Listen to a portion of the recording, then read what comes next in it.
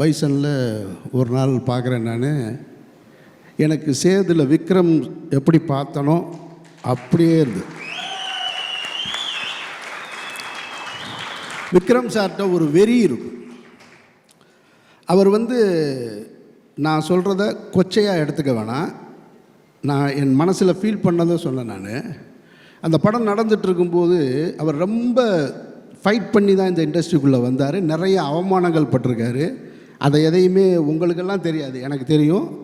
யார் அவரை அவமானப்படுத்தியது, எப்படிலாம் படுத்தினாங்க, அவங்கெல்லாம் இன்றைக்கி என்ன பொசிஷனில் இருக்காங்கன்றதெல்லாம் எனக்கு தெரியும். அவ்வளவு சொல்லுவார் என்கிட்ட. அவரும் நானும் அதிகமாக பயணிச்சிருக்கோம். அப்போ ஷூட்டிங் ஸ்பாட்டில் ஏதாவது கேட்டுகிட்டே இருப்பார். எனக்கு சரியாக வருமா, நான் நல்லா வருவேனா, நான் நல்லா வருவேனா, நான் நல்லா வருவேனான்னு. ஏன்னா அந்த படம் எடுத்து முடித்ததுக்கு பின்னாடி கூட ரிலீஸ்க்கு பண்ண முடியலை சேது. அப்பவும் அவர் ஃபைட் பண்ணிக்கிட்டே இருக்கார். அந்த இடைப்பட்ட காலத்தில் கூட போய் டப்பிங் பண்ணிட்டு வர்றார். பிரபுதேவா சாருக்கு போய் ஒரு படத்தில் டப்பிங் பண்ணிட்டு வர்றார். இவ்வளோ பெரிய படம் பண்ணியிருக்கோம், ஆனால் அந்த படம் ரிலீஸ் ஆகலைன்னு அதை பற்றி கவலைப்படாமல் டப்பிங் பண்ணிட்டு வர்றாரு.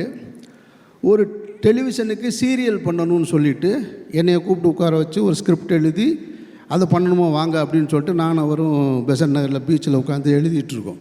அவ்வளவு கஷ்டப்பட்டு வந்தவர். அப்போ கேட்டுகிட்டே இருப்பார். அப்போ நான் சொல்லுவேன், இங்கே பாருங்களேன், நீங்கள் ஆள் பார்க்க ரொம்ப அழகாக இருக்கீங்க, யூத்தாக இருக்கீங்க, நல்லா பெர்ஃபார்ம் பண்ணுறீங்க. இப்போது இங்கே என்னன்னு கேட்டிங்கனாக்கா, அந்த டைமில் அஜித் விஜய்னு 2 நடிகர் வந்துட்டாங்க. அவங்களுக்கு ஃபேன் ஃபாலோவிங் கூடிக்கிட்டே இருக்குது. நான் சொல்கிறேன், நான் கொஞ்சம் கொஞ்சமாக 2 பேருடைய படங்களுக்கும் அந்த டைமில் தான் சேது அண்டர் ப்ரொடக்ஷனில் இருக்குது.